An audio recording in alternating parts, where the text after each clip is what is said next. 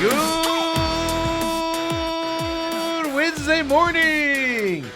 It's the main event. I'm your humble host, Stephen McCollum, and you know him as 17-year NFL veteran, three-time Super Bowl champion for your Dallas Cowboys, and he's busy counting his pennies today. He's not going to let Travis Kelce show him up and buy into a professional team. He's going to show him up later today, folks. Look for that announcement. Dale Hellestrae, everybody. Good morning, Stephen. Number 70 in your program, number 1 in your hearts. That is me, Dale Hellestrae. Yeah, did you hear about the controversy that Travis created over the weekend? He was at the Cleveland Cavaliers game. That's the only thing I saw. Was the controversy? Yeah. Because they've always been Cleveland fans, I thought. Yeah, he was chugging beers courtside, and evidently Taylor Swift was giving him the evil eye. And I did not see that. I just saw he was at the game. No. I didn't see all that. Are they married yet? I don't think they're married yet, are they? I think they're engaged. And how long does an engagement take when you... I don't know. I guess there's a right way to do it and a wrong way to do it, huh?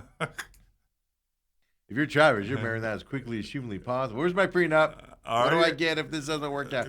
What is it? What do I get when this doesn't work out? Let's go. What do I get? Well, now come on. What do I get? How many people thought this would last 6 months? How many thought this would last a year? Put a hand up. Yeah, but no buts. No buts. I'll put it this way, and it's not. It's going to sound like I'm attacking Taylor, and I'm in no way not. In no way not. She lives in a world that Travis Kelce just will never understand. Well, he's in it. No, he's in it. But you get tired of it. You get tired of it. You have a chance to get out of it. It's happened a lot. Nick Cannon. What's that guy's name? Nick Cannon, right? Married to the singer, Mariah Carey. And he was like, man, that's an amazing lifestyle. He goes, it just wasn't for me.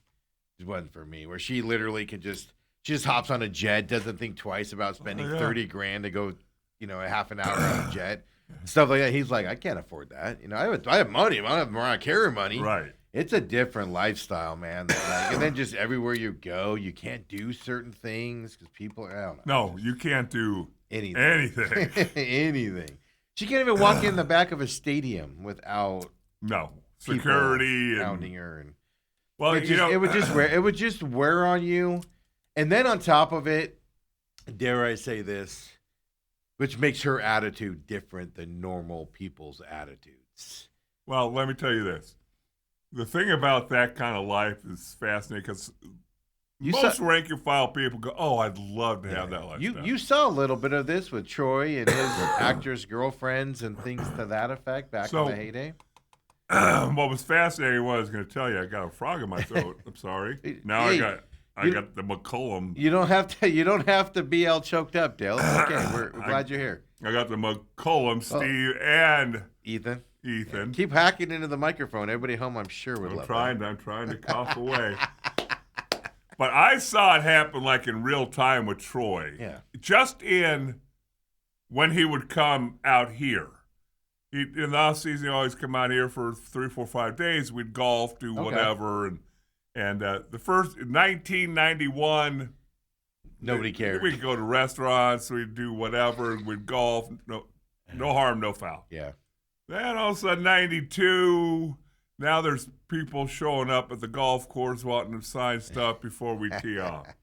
Then by 1995, there's people waiting at the 18th hole as we come off to get that. Yes.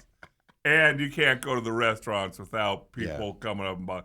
And it's a different life. Now, I'm not in any way, shape, or form comparing him to Taylor Swift. No. That's what I'm saying. You recognize that with Troy's level. Yeah. And she's way worse. Whatever you want to call it. I say worse, but yeah. But I don't know. They've been doing it for 3 years. Don't you think that they would have figured out? Hold on, but hey, here's the thing, though. He also disappears for a big chunk of the year because of a football season. Yeah. What I'm saying is all of a sudden that football career is over, and there's there all the time, or not there all the time. More importantly, not there all on some Brazil for some world tour or something. She's got an engagement on a Wednesday night. And you're in wherever, Cleveland, and she's like, oh, I got a thing in New York tonight, and she just hops on her plane and flies to New York. And I'm just telling you, it's a different lifestyle. Takes a while to get used to. You see celebrities all the time with lesser celebrities. They make it 4, 5, 6 years or so, but eventually it's not that I'm rooting for it. Kind of am. I just don't like Travis Kelce. No, well, I like his brother way better. I like Jason way better than I like Travis. Really? Yeah. See, Jason's started, and again, I was talking with Brooke the other night about this. No, this is probably 6 months ago during the season. Not that I blame him, but he knows that his shine is going to last only so long. Yes. You're a Pro Bowl center. Yes. You got a great personality. This person offers you this and this. You take advantage of it because that's going to go away. It's going to disappear quickly. Yes. Yeah. So, hey, get as much as you can while you can get it. Yeah, but that's what I'm saying. I'm not saying that he's not annoying at times, but he's just like the big, lovable bear. Would I hang out with Jason Kelce? No. I'd be like, dude, put your shirt back on. No, you wouldn't. What are you take doing? your shirt. You'd be You're shirt embarrassing. right off. No, because I don't want to embarrass him. In Buffalo. I don't want to embarrass him. The two hairy bears up in the suite. I'm just saying. Travis Kelce buying. What did he buy into the?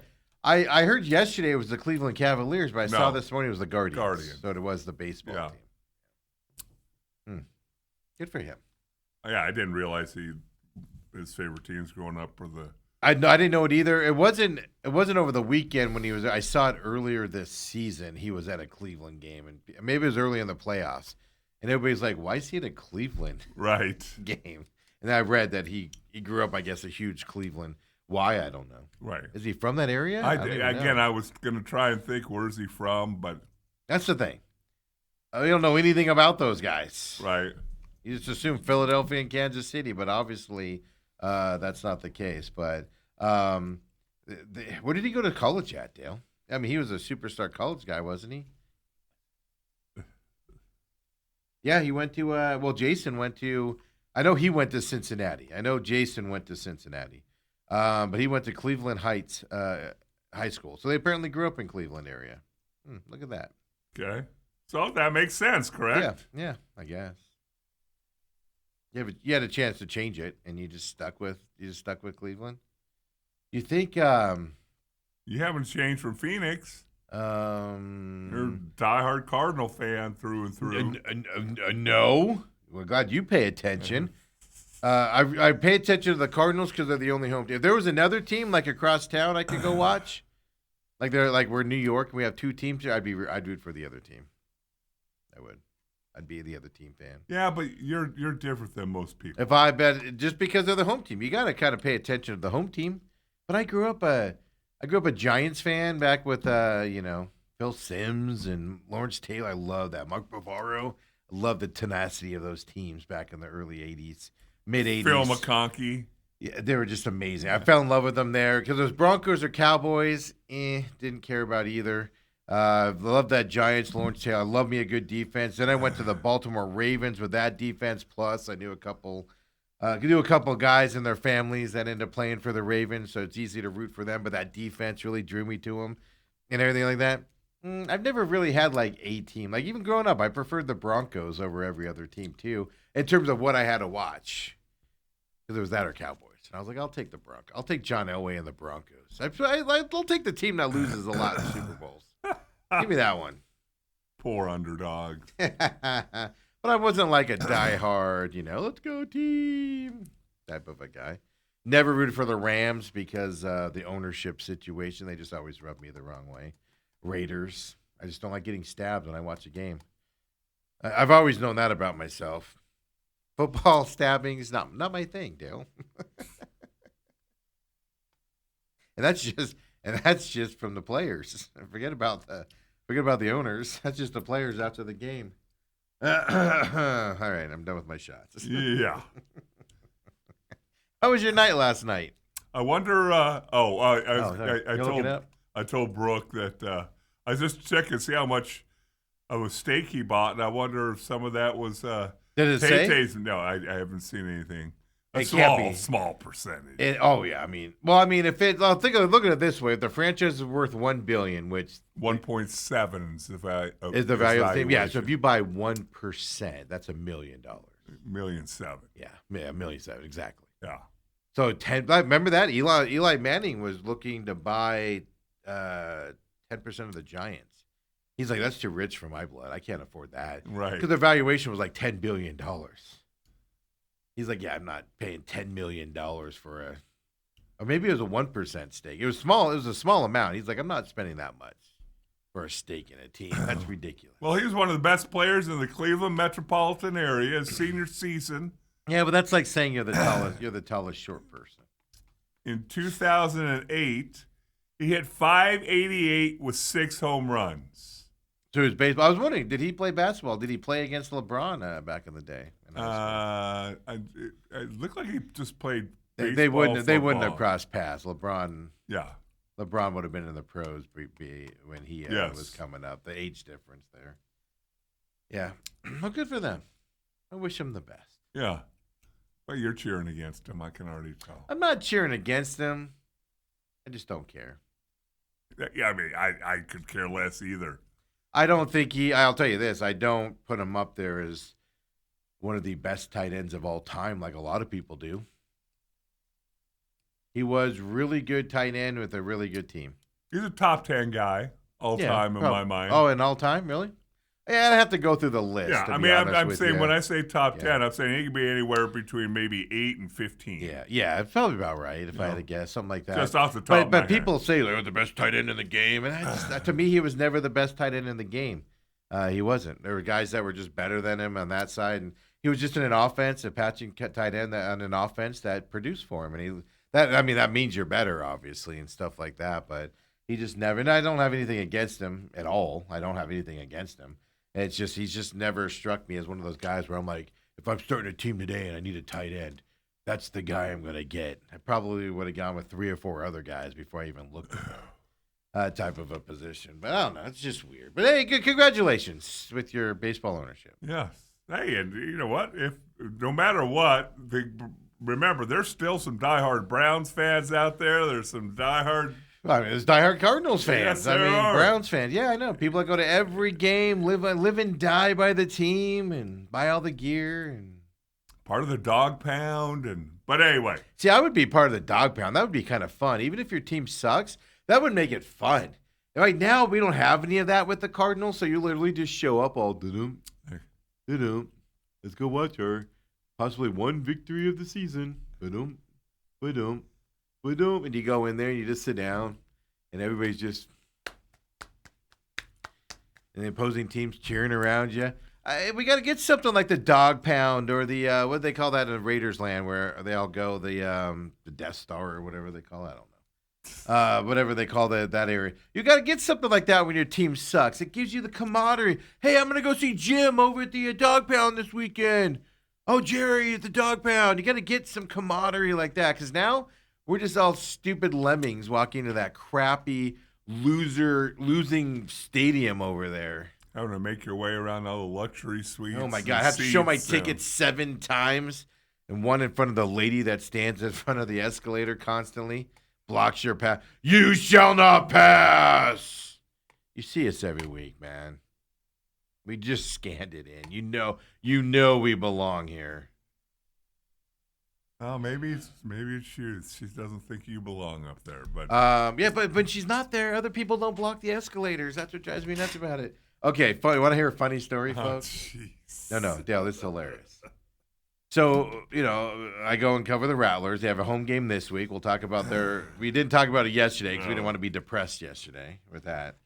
But over their championship, IFL Cup championship game. No banner being held this weekend.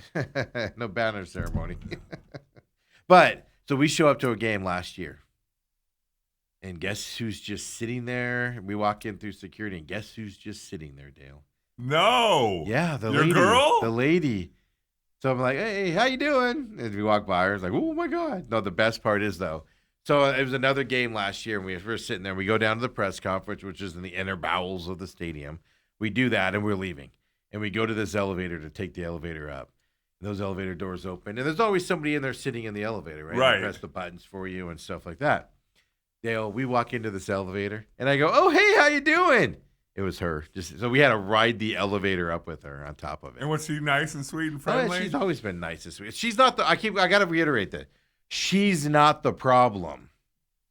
She's doing what she's told to do, and that's the problem. It's not her per se.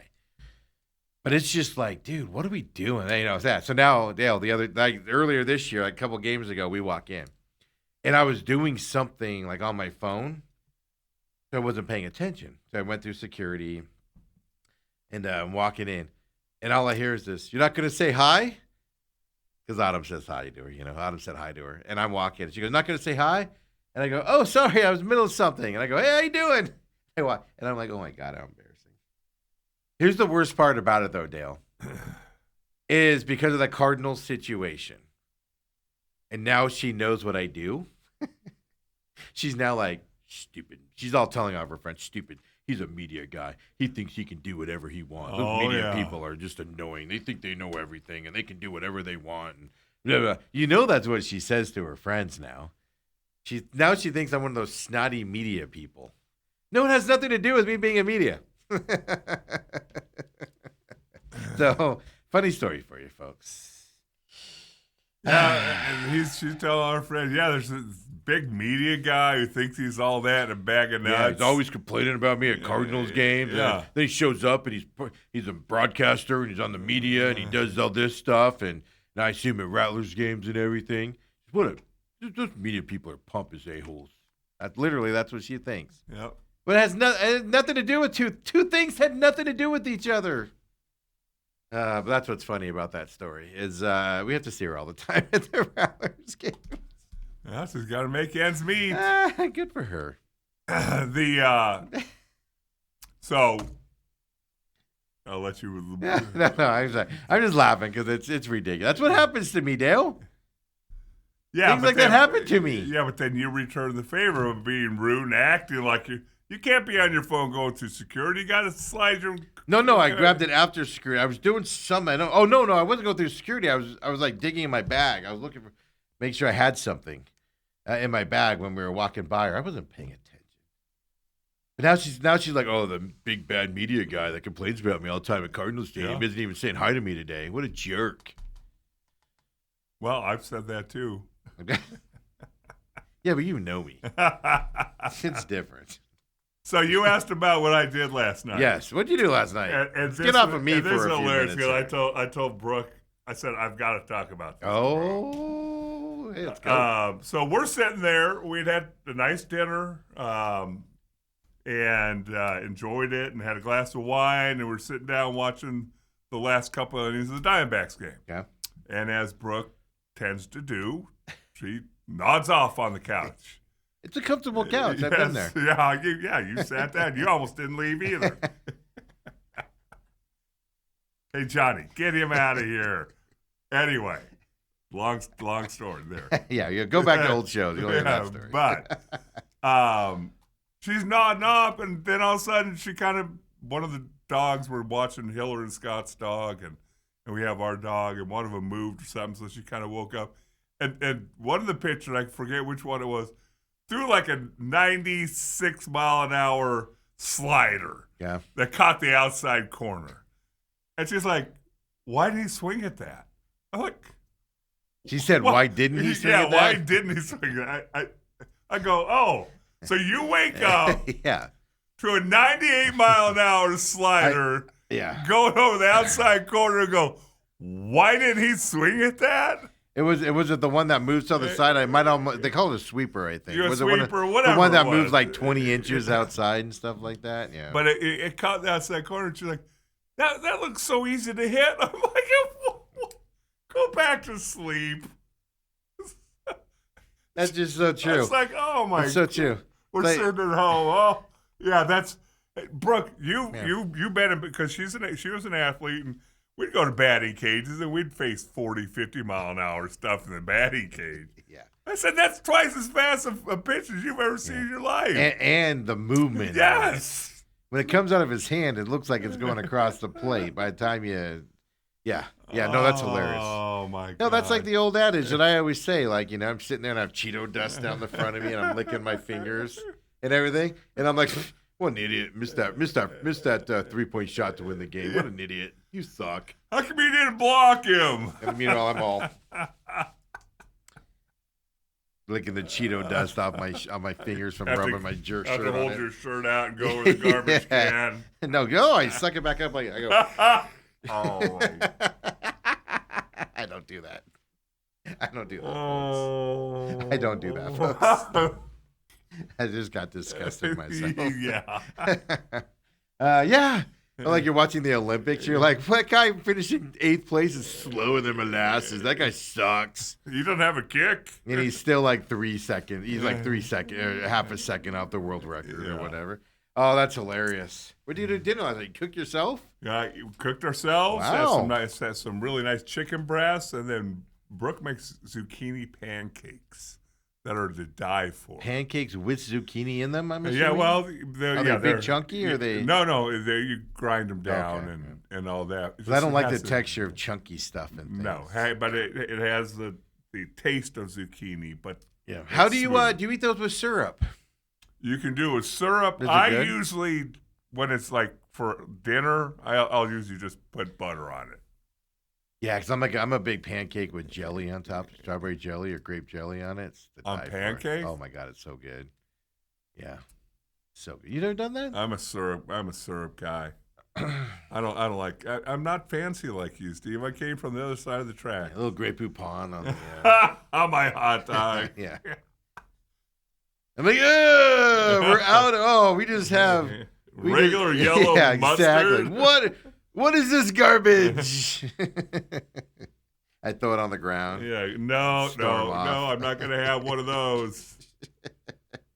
I just won't eat. Dale's like, well, the secret is Dale invited me over for his Memorial Day barbecue, and I said, what do we have? And you go, hot dogs. And I go, what kind? You go, does it matter? And I go, I'm not coming. No.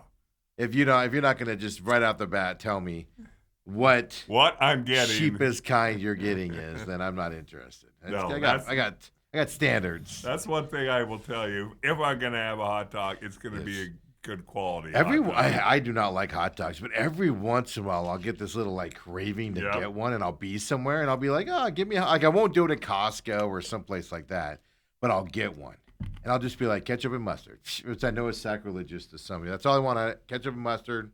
Yep. That's it, and I'll have one, and then I'll go. Yeah, I remember why I don't eat these. Yeah. But every once in a while I'll get that hankering for it. Brooke does this every great once in a while. We'll get like the Hebrew National hot dog. Those are the best. Those in Ballpark, right, are the two best. She'll slice them down the middle, put cheese in there, wrap them in a crescent roll. Yeah, it's called pigs in a blanket. Yeah, but I crave those every once in a while. See, those I would eat. Oh, I'll know. No. My secret is I can't. I do not like hot dogs, folks. I crave them every once in a while, very rarely. But I will go to Sonic and I'll just be like 2 corn dogs, and then just give me a bunch of ketchup, and I pour the ketchup off on the wrapper, and I'm just dipping that thing in there, and just can't get enough of them. Every once in a while, I just get that hankering. But you put bread around it or something. That's why I lather my hot dogs with ketchup and mustard. I'm not a relish guy or anything like that. No, I've never. But it's because I'd rather taste ketchup and mustard than the hot dog, if you know what I mean. Yeah. But man, I've never heard that. Was it zucchini? Zucchini pancakes. Uh-oh, you getting a message? Yeah, I am. I get here. Are you in trouble? No, but I'm getting a 911 message right now. So I apologize, everybody, for my distraction all of a sudden. Tell you what, it's bottom of the hour anyway. Let's take a quick break. Okay, are you coming back? I'm coming back. I got to deal with something. Everybody's safe. Everybody's fine. Yeah, this is big. All right. Maybe I'll tell you about it when I come back. It's not private. Or maybe I will. Yeah, exactly. Come on back, folks. The main event.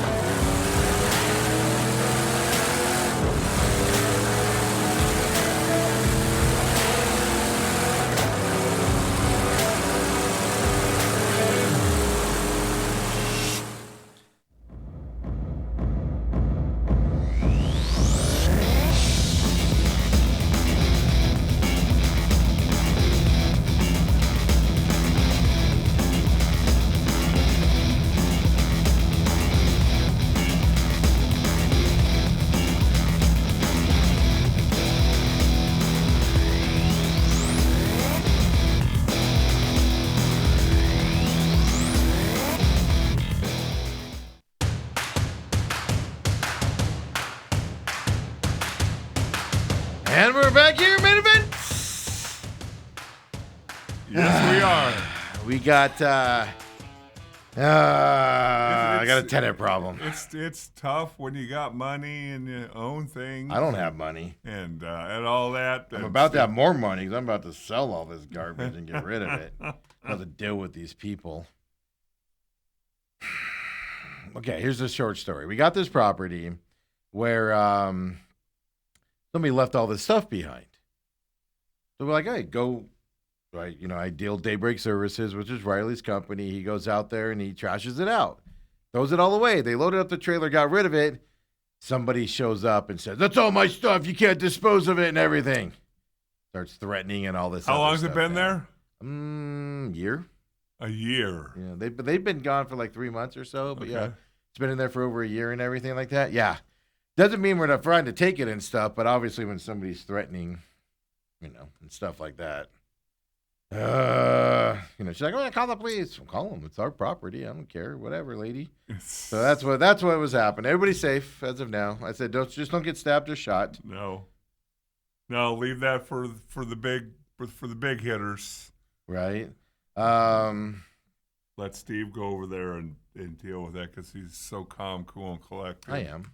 Yeah. I would tell her, hey, here's who you contact. Problem is, they're hauling it to the dump. Like, I don't have a place to store it. I'm not storing your They're just sitting in the crap. front yard. No, it's sitting in a barn on the prop. Like a storage unit. I call it a barn because it looks like a barn. Like a tough shed type thing. Yeah. Yeah. Well, But he's been out for 3 months. Yeah, we need to rent it. We need to rent it out to other. We got to rent this place out to other people, man. And I'm sure he either knew it was there or you let him know. They've always known it. Yeah. We didn't know who it was. It's a private barn with our lock on it. Okay. Why is it even in there? So anyway, welcome to my world, folks. I apologize for letting that interact with the show here. So if I have to run off, go beat somebody up, some old lady. I don't know. Okay, Josh Jacobs. Woo! Bringing that up here. No, we don't really need to talk about that, but yeah, I mean, stop doing these things. But like you said before the show, I mean, you were listening to Holmberg this morning coming in on KUPD, and he said it right. This is what I don't fathom. I mean, when you have stuff to lose, this is going to sound bad, but when you have stuff to lose,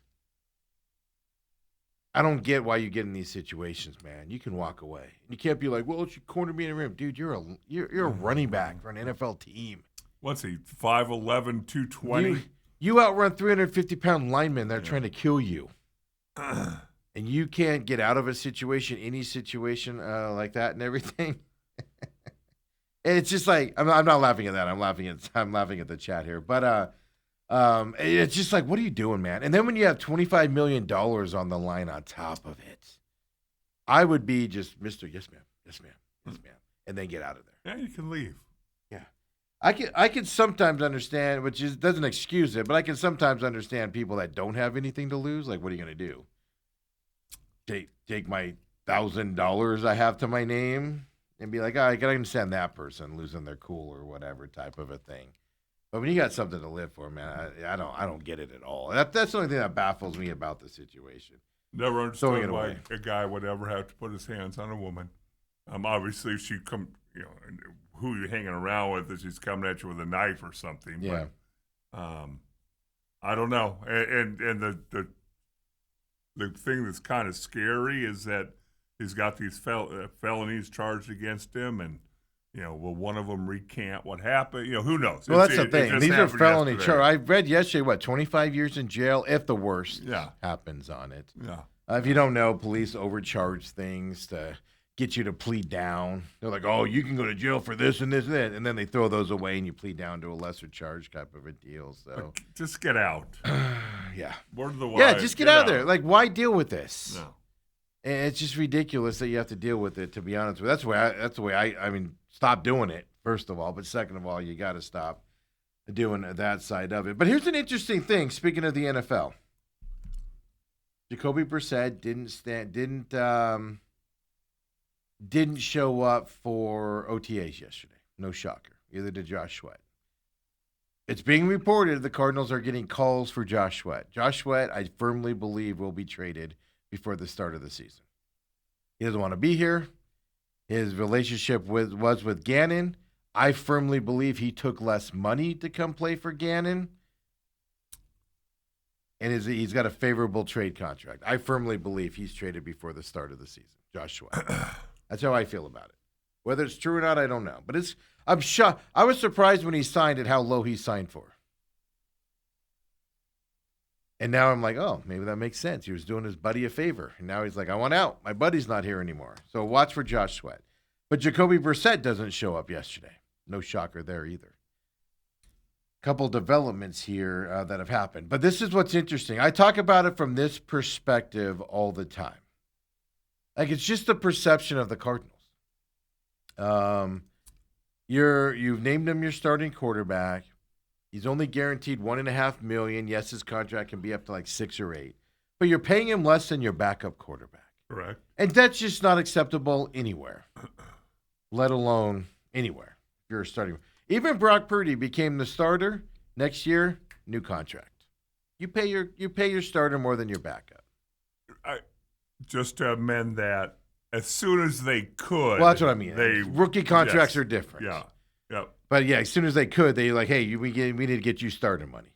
That's different because it's rookie. Now you can just do it, right?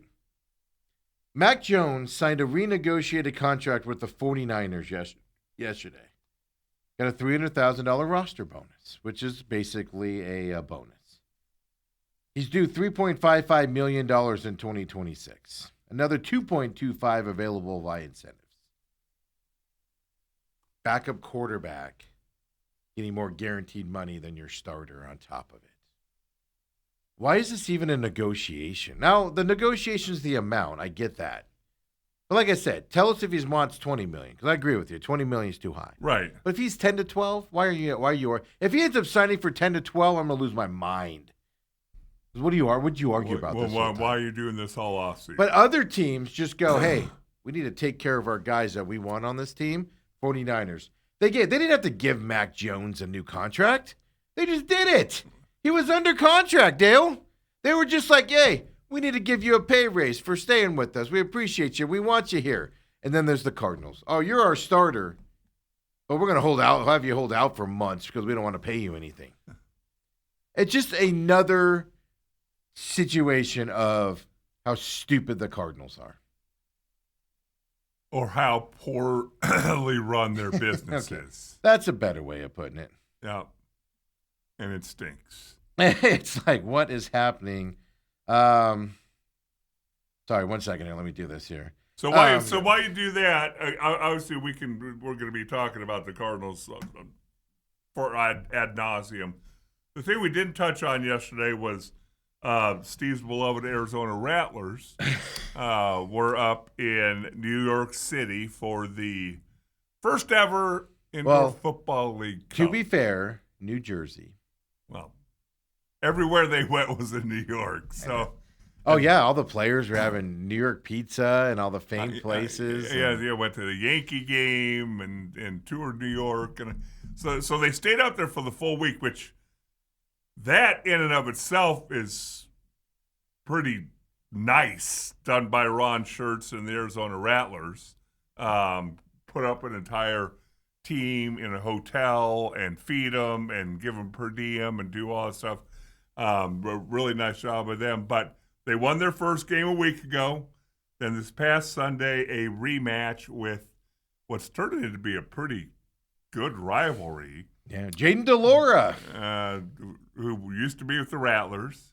And then Arizona, of course, Wildcats. Yes, played down in Tucson, a quarterback with Vegas. Now Vegas has won the last 2 games as they beat Arizona in the IFL championship game. Mm-hmm. So the Rattlers finished, I guess, second. Do they give runner-up? 2 years ago, yep, and then they won it this year. Yeah. But I'm saying in the IFL Cup, do they get a runner-up? No, I don't know. That's what I'm saying. I'm kind of disappointed there's no banner unfurling this weekend. Well, maybe they'll surprise you, Steve. A second place banner? Don't get my hopes up. Oh, Steve's going to get there 5:15 for the opening I ceremony. don't know what time the game starts. Yeah, I'm gonna be unfurl that. I'm gonna have a video of it. Unfurl that second place IFL Cup banner. But anyway, finish your story there. They got their butts kicked. It was actually a competitive game. Yeah, it's like 48-44, low scoring. Rattlers had a lead. It was back and forth at halftime. And then I saw on Twitter a lot of Mr. Powell citing musings. Drew Powell. What's he doing? Powell. Mm-hmm. And for those of you who don't know, he went to playoff Drew Powell. I think he won 3 consecutive or 3 out of 4 regular season MVPs when he was the Rattler. He's a dominant quarterback. You're absolutely right. Because we're talking we're not talking like 10 years ago. No, this is his last one was like 2 years ago. Maybe 3 years ago. 3 years ago. This will be the third year now. Yeah. Yes, and he's a dynamic thrower of the football. He can also really hurt you with his legs. Just a total package, but a lot of pressure on a defense. But come playoff time, for whatever reason, he's had poor playoff performances, whether it's interceptions, fumbles. Most of them were interceptions, but he did have a few fumbles. But most of them were throwing it to wide open defenders. Yes. It wasn't like a ball was tipped. It was he threw the ball and you go, who are you throwing that to besides the other team? And it would happen in the playoffs, which obviously means that's the end of the season. That's what you remember all offseason. Yeah. And I call him Playoff Drew for a reason. And finally, Kevin Guy had seen enough, made the controversial change. Maybe the first guy to ever cut a reigning regular season MVP. Well, he technically traded him to Tucson. They did a quarterback switch, but he never reported down there, went to the AFL when that was coming back a couple years ago. So, yeah, 2 interceptions there late and stuff like that. Yeah. He was only 8 for 16 for 96 yards on top of it. So it's not like they were throwing a ton anyway and stuff like that. I'll say this about Las Vegas. They got a solid team offensively and defensively. And they've kept it together. Usually what happens in the IFL is you're seeing this with Green Bay this year too. They had a really good team last year. Fisher's Freight had a really good team last year. Okay. You're seeing teams start to stack years. Before it was like you'd have a great year and maybe win a championship, and then the next year nobody comes back and you're terrible, right? And stuff like that. You're starting to see teams stack years now, which is kind of fun to see. Well, the league rules have always been you can only keep so many guys from the year before, only so many 4-year veterans. Yeah. Well, that's the thing. It's just veterans in general. Yeah. It's a young man league. You have to rotate most of these guys, and that's why it's really hard to start a dynasty. Yeah. Per se. Or just simple as guys wake up, they play a year, and then they go, I don't want to do this anymore. It's not worth my time to do this, so I'm going to move. I'm going to give up my football career and move on, right? To take this beating. Yeah, and stuff like that. It is amazing, but I will say this. This has turned into a giant, fantastic rival. No coaching battle here, no fights. They were on the opposite sides of the thing, and they were fine. Nothing to that effect, but if you're... I cannot think of a coaching / team duo where Kevin Guy hasn't come out on the winning side more than the losing side, except for Las Vegas. That's like the one. Right. Like they just have his number. Even when they're not good, they have. There were times when Vegas was terrible and the Rattlers would have to win by a field goal, to win it. Like Vegas always matches up against them really well. Yep. And stuff to that effect. Like it's weird. But here's the big important thing. You've now lost both games against Vegas, which means they have the tiebreaker. Which means if you meet in the playoffs, the game will be played. They're going to have Vegas. The top part. Yeah. This is a big deal here, for what they go. And Jade, I'll also say this too. I don't praise Arizona quarterbacks too often. Jaden DeLore, he's really settled in nicely. Has he? Okay. He looks good, Dale. He looked good when they first put him in last year. He wasn't the starter last year. He was just on the bench. And they put him in halfway through the season, roughly, and that team was completely different. He's one heck of a quarterback from that side and things like that. But I'm going to go so far as to say this about your Arizona Rattlers. Okay. And I've said it at the beginning of the year. I thought it would be opposite. We might have a quarterback controversy here. They'll deny it. They'll deny. I'll tell you this. On Saturday, no matter who's the starting quarterback, no matter how the game goes, they'll deny it till kingdom comes. But I think he's not happy with either quarterback. He went to Drew because he's comfortable with Drew Powell. He's healthy, and he's comfortable with him. But we know what Drew brings. Right. And I don't think he's comfortable with Max Myler yet. I think he's struggling out there. Well, now, was Myler hurt when he was replaced, or was it a performance-based thing? You want to know my opinion, or you want to know officially what they say? Well, officially they say it was performance-based. It was just he felt more comfortable with Drew that week again. Who'd they play at home? Who'd they play that home game before they went to the IFL? I don't remember now either. And I have all my Rattler stuff at home. I actually was flipping through it last night. I don't remember who they played at home, but might have been Tucson. But whoever they played at home and Drew Powell started, it was simply I just felt more comfortable with Drew coming in here. Myler, my opinion, Myler's dinged up.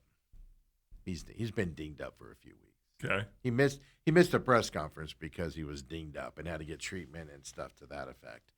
So I think he's dinged up, and I think they wanted to give him rest. Okay. But that's what I mean by quarterback controversy. What I mean by that is I think Myler's the guy,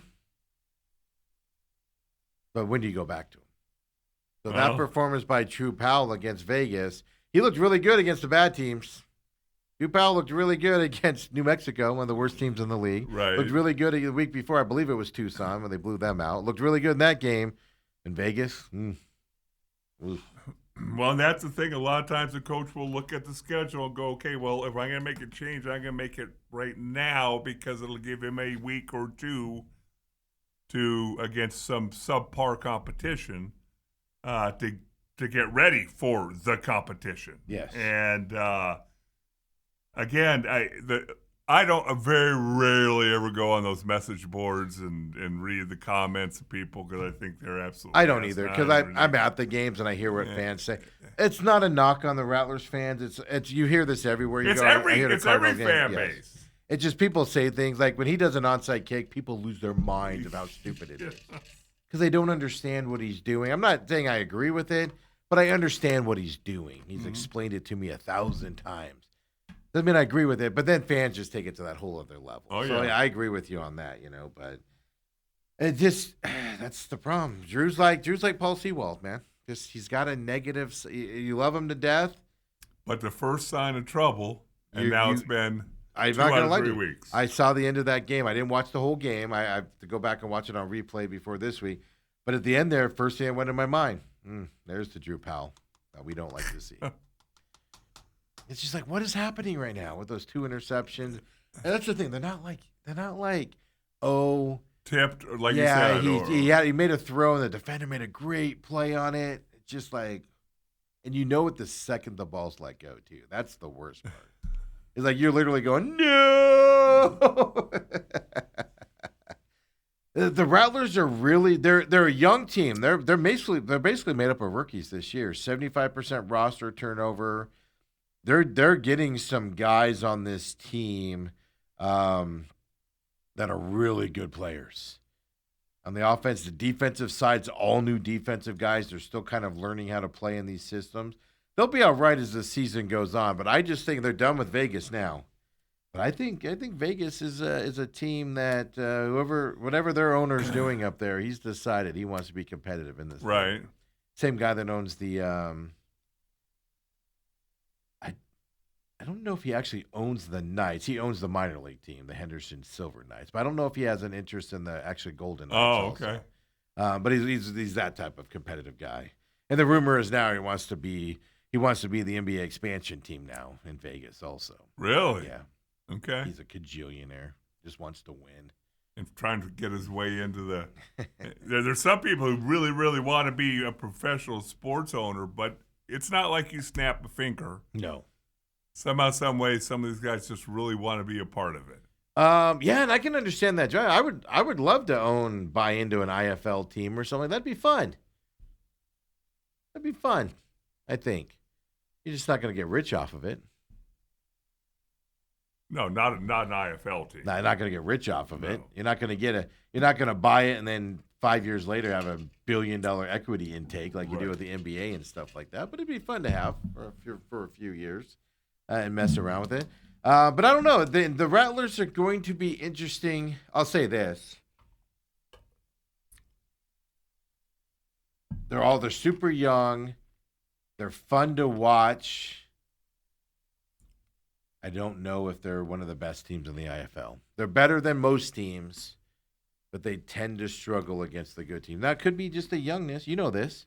Young guys playing indoor for the first time. And I actually, when I talked to a lot of the players, I talked to like, are you getting comfortable playing this game and the boards and the speed of it? And, at first I was like, oh, I felt very comfortable. It's like, you don't look that comfortable out there. And then you talk to them like a month later and they're like, oh no, this is slowed down. Like this, now I'm understanding where I need to be, what I need to do, and stuff to that effect. So it is interesting as the season's gone. Because how many games are we in now? 7, I think? At least 7. I'll pull it up here. I have it in front of me. Yeah, they're 6-3 overall. So, okay, so a little over halfway through the season.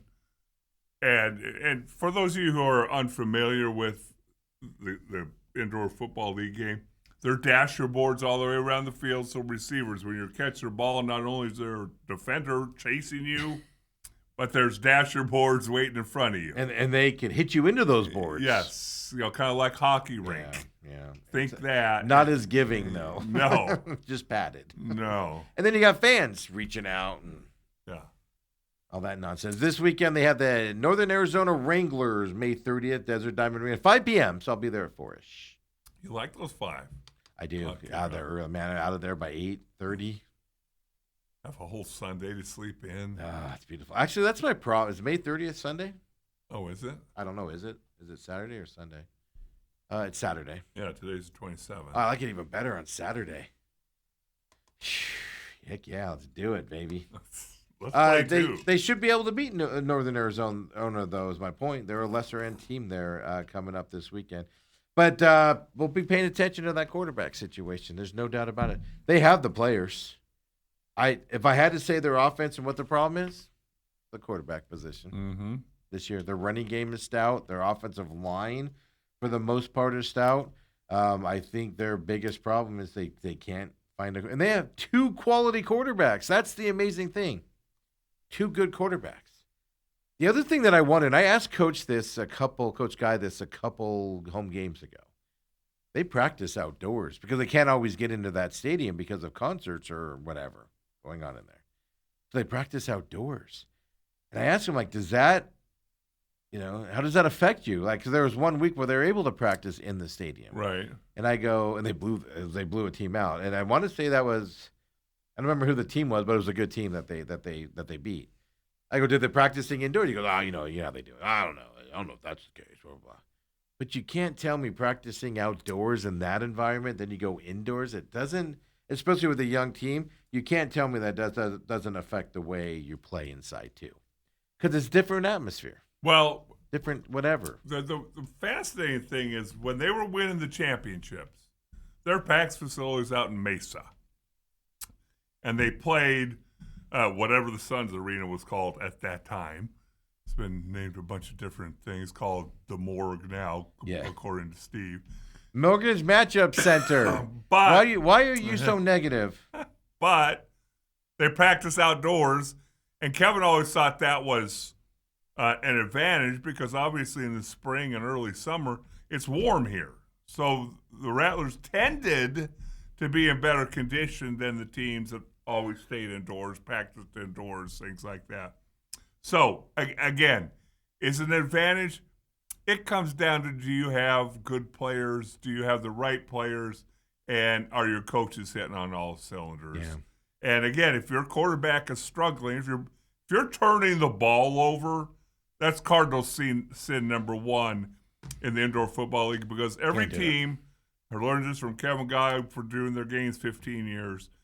Every indoor football league team, they want to try and get 4 stops a game. Mm-hmm. And a stop can be a missed field goal, turnover on downs, or a turnover. Fourth down, not converting on a 4th down. Yeah. And if you can get 2 in the first half, 2 in the second half, 99% of the time you're going to win the football game. So when you turn the ball over 2 or 3 times, their defense hasn't even stopped you. You gave them the opportunity, which is it just can break your team up. You just redid my memory here on Coach Guy press conference. One of the reasons he stated for switching to Drew Powell was they were being stopped several times in a game with Myler early in the season. And he did leave that as one of the reasons why he wanted to switch it out, was because of that. Because they would turn the ball over on 4th down and stuff to that effect. But, it's a big deal. But I don't know. This is we talked about it before at the beginning of the season with the Rattlers specifically. It was like we just got so accustomed to the same guys coming back and integrating a few young guys. Mm-hmm. And I questioned it last year where I was like, this team's just old. Like some of those guys don't want to be out there. I was told from people inside the Rattlers, some guys are making business decisions. Right? They used to be hard hitters, and now they're laying off of hard hits and not tackling guys, and because they don't want to get injured or whatever type of stuff. And then this year they just turned over the whole roster. So I thought they made a mistake by sticking with a lot of guys loyalty-wise for too long, probably a year or two too long, 2-3 years long. And now you're getting that ramifications of a young team out there. So this is a fascinating year, at least from that perspective. Then on top of it, like I said, you've got some good teams out there that have stacked year on year on top of it. Green Bay lost their quarterback, who was the MVP of the league last year. Max Myler came out here to Arizona. Right. And they're still rocking and rolling. Didn't even skip a beat. So they had somebody, and they said, you go. Oh, no. There was controversy in the offseason. I know I don't know how much of it's public, but I can tell you this. There was controversy because the Rattlers were accused of tampering with him. But they waited till the first day of free agency. He was a free agent, and he contacted them. I know that for a fact. I was told through league circles on that side of it.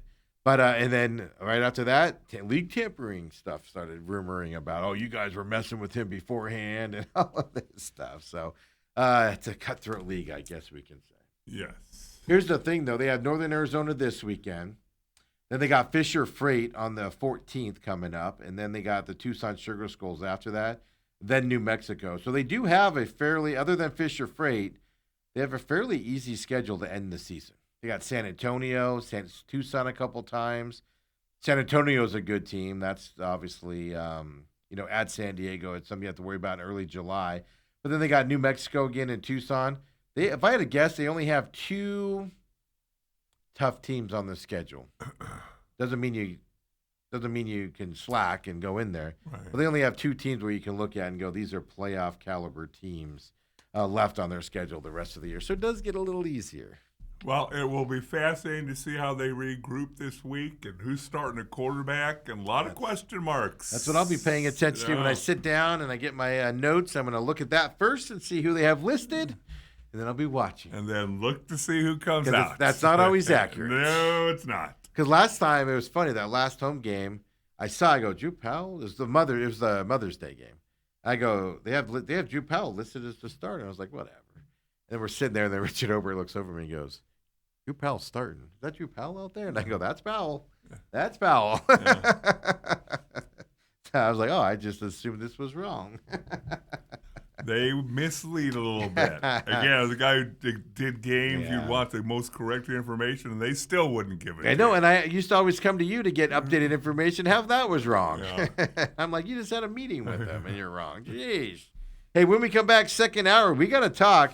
We already talked about, the Mac Jones situation with the Cardinals, and how it just makes the Cardinals look even worse with the Jacoby Brissett situation. You just take care of your guys, man. The Cardinals are refusing to do so. Is there a reason why, though, Dale? We'll talk about this coming up. Supplemental draft concerns. Coming up, we'll talk about it. Main event, second hour, coming up next.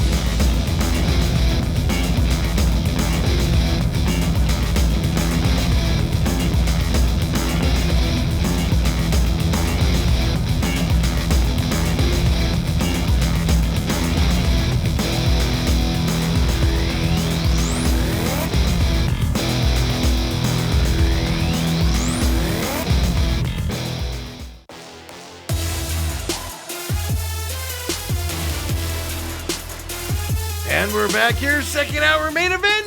Like I said, I'd like to apologize for real life stuff coming in and hitting us here, hitting me at least on the show. It's, oh, sheesh, I wish I had something like a baby coming or something. That would be more fun than what I'm dealing with.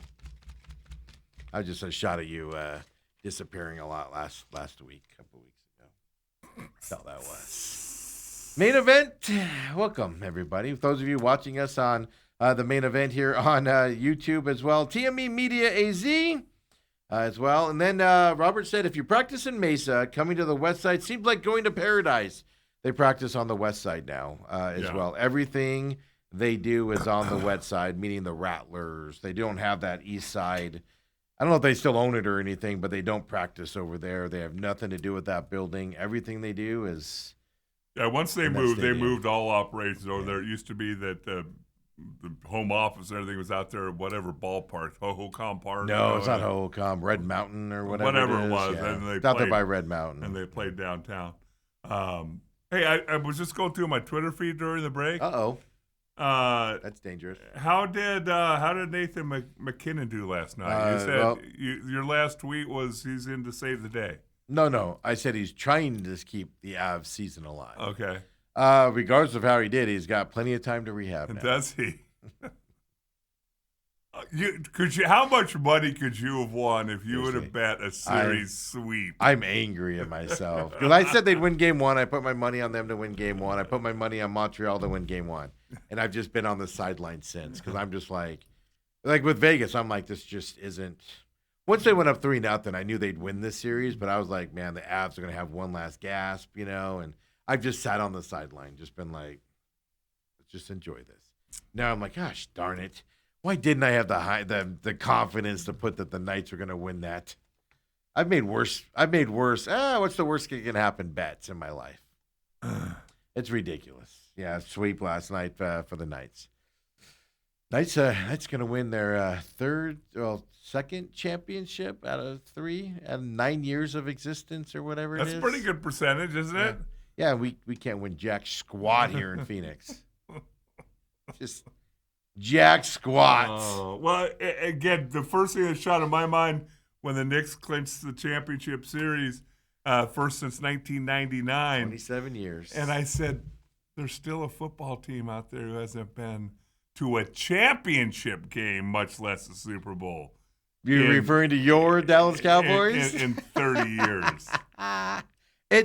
It seems impossible, doesn't it? Yes. Even the Jets have been to AFC championship games. Even the Cardinals have. Wow. Carolina has. In my mind, the Cardinals won a Super Bowl. It's just that last minute 8 never happened. Didn't you leave? I think I blacked out or something. To the car. I woke up. Yeah, I woke up and I was back in Phoenix. I don't know what happened. I don't remember the ending there. Oh, goodness.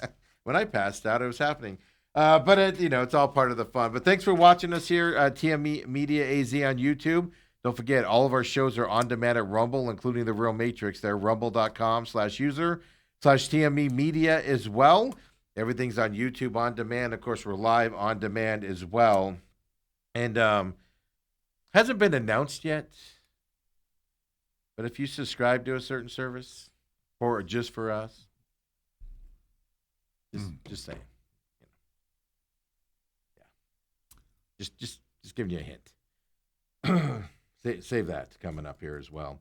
Hey, the reason I want to bring this up with the Jacoby update, the Mac Jones, how the Cardinals, just another example of a team taking care of a guy when they don't need to, and the Cardinals not doing it.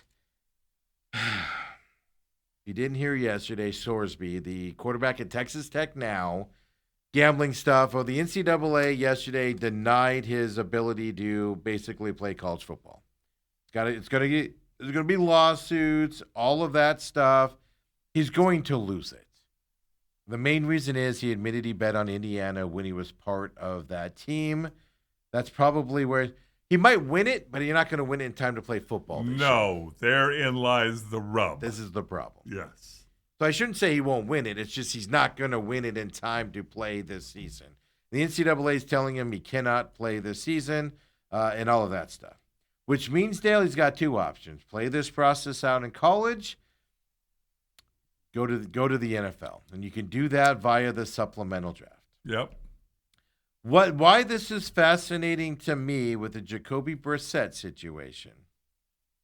So the supplemental draft works like this nowadays, and it's been 30 years since a high-profile player. Sorsby could have been a first-round draft pick in this year's NFL draft if he came out. He chose to go back to college, make his $5-6 million with Texas Tech this year. Yep. He decided to do that instead of coming out this year. He would have been a first-round pick, high second, but probably a first-round pick. He would have been the second or third quarterback on the board. And from everything I'm seeing and what I think he would have been also, but what I'm seeing out there. Supplemental draft works like this. You put in your thing and you say, we're interested, we're not interested in him. It's one thing you can say. And you don't put a bid in for him. Right. Otherwise you say, we'll take him in the third round. And then all the other teams say, we'll take him here, we'll take him there. The highest team then gets him. Would you give up? As much as I like Carson Beck, I like Sorsby a lot more. Would you give up a first-round pick? Because what happens is, if you get him, let's say you get him in the second round, you lose your second-round draft pick in the NFL draft next year. So now, what's interesting about that is I've been a part of seeing that happen.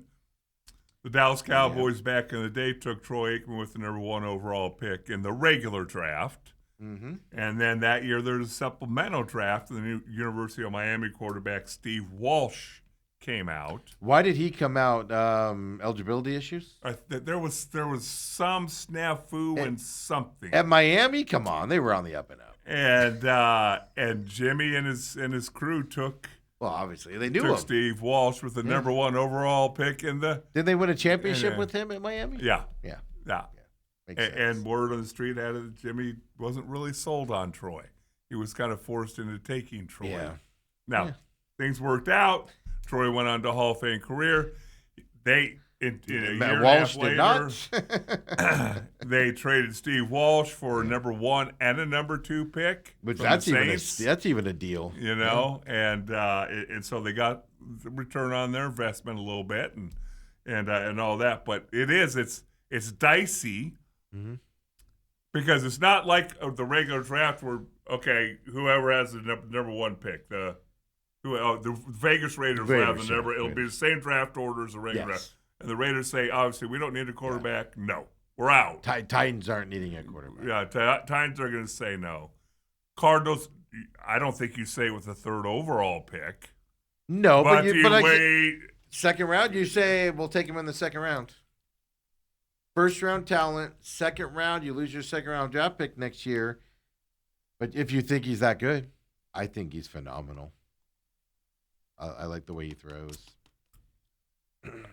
I don't know if I would do it, how much baggage is the gambling thing? That's the problem. You get caught doing that in the NFL and you're out of an NFL job. Yeah. That's the problem. That's what I'm saying. He might slip a little bit. If you 3rd round, 4th round. Again. And you just took Carson back, and you're having Jacoby Brissett. Not problems, but we can bring 2 rookies in this year and let them compete it out with Gardner Minshew to start the season. Let these guys battle it out and see what we got here. I don't know. Interesting. I'm just throwing it out there. Yeah. Don't they already have enough quarterback problems? Well, their running back problem might get easier with the thing happening in Green Bay because they have an overload of running backs. Oh, can you unload Trey Benson to the Green Bay Packers and get rid of that issue? One brother go, no, he's really good. Trust me. We'd really like to keep him. Oh, my God. We don't want to unload him. We'll give you anybody but him. I don't know. So this is interesting. By the way, Sorsby completed a 35-day inpatient rehab for the gambling addiction. The court date is June 1st, by the way, coming up. And it's in Lubbock. I've already seen like 2 judges have had to recuse themselves because they're big boosters for Texas Tech. So they've had to say, I can't oversee this. But then the judges that are overseeing it are like a Texas A&M judge and another school. And I'm like, well, that's hardly fair. Don't you have to move it out of that area? Wouldn't you move it out of Texas? Yeah, because you mean to tell me the Texas A&M judge is going to be fair? No, you're Texas A&M. You're Texas Tech. You don't deserve anything nice. Go check Denied. everybody's degrees, where their support is. Yeah, the thing I was trying to find yesterday is when does he have to declare for the supplemental draft? I don't know if they're. I mean, obviously, it has to be sometime in June. Well, that's what I mean. So you wait for your June 1st and see how that goes. You know? You could do that, but is this case going to take a week, 10 days, and then is there appeals and there's? Oh no, it's going to go longer than that. You know. Yeah, deadline is late June, so June 22nd to June 30th. So he's got time. I'm just saying. It's just food for thought here, Cardinals fans. Because if between the two quarterbacks, I would have taken Sorsby way before I took Carson back, personally. Well, at least Carson's not just getting out of rehab. By the way, I saw pictures of this place. It was like a house. It was in Goodyear. It was like a regular house. Gambling addiction. What are you doing? What do they do? Just take your phone away? Like, how do you? I don't even know how that works. But keep that in mind here with the Sorsby deal. It'll be fascinating to see, and you might need a quarterback coming up. Is all I'm saying.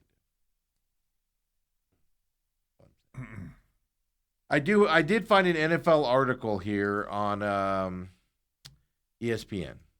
Speaking of NFL, that said 8 teams that can dethrone the defending champions, the Seattle Seahawks. What's fascinating about this? Were the Cardinals 7 or 8? 2 NFC West teams are on this deal. It was NBA.com is where, or I'm sorry, NFL.com is where I found this. They have the Chiefs at number 8. I don't know. I think the Chiefs are on a downhill slide. I don't know. I would believe that too. I don't know. I don't know if they got another run in them for a Super Bowl. They'll be playoff bound. I just don't know if they have. What kind of Mahomes is coming back? Is he? He was standing there yesterday in OTAs. But I'm saying, is he 100%? I just like how people are like, he was there. Yeah. That means he's coming back. No, that means he's able to walk out onto the field. Is he 100%? Yeah, Lions are 7. Yeah, but they got, with your guy, I think that shot him up a little bit. But even that, I'm like, I don't know if they got a run in them to beat the NFC West team. Denver Broncos, this I agree with. They only have them ranked 6th. Okay. To me, I feel like that should be that might be a little bit higher. But the problem is, San Francisco 49ers are 5th. Then you got the Eagles at 4, according to this list. You got the Buffalo Bills at 3. Their window's closed, hasn't it? Now a new coach, an unproven coach. They still have the same offensive woes. They still have the same defensive woes. Don't get me wrong, they're going to be good and make the playoffs and stuff like that, but their championship window at least is closed, hasn't it? I look at any team in the NFC West except for the Cardinals as a better team than the Bills these days. Baltimore Ravens 2nd. I think they're going to have a problem this year with their coaching staff. Well, what's going to be fascinating to me when you're talking about the 49ers, when you're talking about the Ravens. Really quick, the Rams are number 1. So 2 NFC West teams. Yeah, are in top 5. The Patriots aren't on there, huh? No, they're going to take a step back this year. Their favorable schedule last year helped them. I think it did, but they're also going to be a year more mature and better. Yeah. Well, they're still going to be good. I'll bet you they'll compete with the Bills to win that division. But you don't look at them as a Super Bowl contender, though, do you? Well, I certainly didn't last year. Yeah, well, even in the Super Bowl, I didn't think they were a Super Bowl contender. I'm not going to lie to you. If Bo Nix didn't get hurt for the Broncos would have been in that Super Bowl. They just went their way last year, which you can't take it away from them. But I don't look at them on that side. Well, that's the thing. I look at the Ravens. They can't possibly have as many injuries as they did last year. And you look at the 49ers. These things are kind of cyclical. Yeah. Very, very rarely does a team. I don't think the Ravens are going to have them either because the coach isn't going to work them as hard, Dale. Well, did they get rid of the wait staff? Stupid Zay Flowers saying that garbage. Yeah. Oh, we practiced too hard because all of our injuries. We practiced in pads. I think a new coaching staff's going to change that mentality there. I'm not going to say they practiced it. I'm not going to go that stupid on it. Right. But there was definitely something ingrained in the Baltimore Ravens where they got hurt all the time. And so, I don't know. I just found it fascinating on the teams that they say can do it. 2 NFC West teams. And then teams that I just don't think the Bills window even open still. It's been closed for a couple years. I can tell you the reason why people would say that the window's still open is because you still have Josh Allen. Well, 100%. I'm not saying they're going to all of a sudden win 3 games. Just, do you think they can compete with like the Eagles, the Niners on a Super Bowl? That's all I'm saying. Just right here at the beginning. It's like, you got 4 or 5 teams ahead of you. 3 teams in one division that you're kind of like, ooh. I mean, look, they're going into a new stadium this year. Maybe that's the difference. They get rid of that old garbage stadium that Hellestrae built back in the day.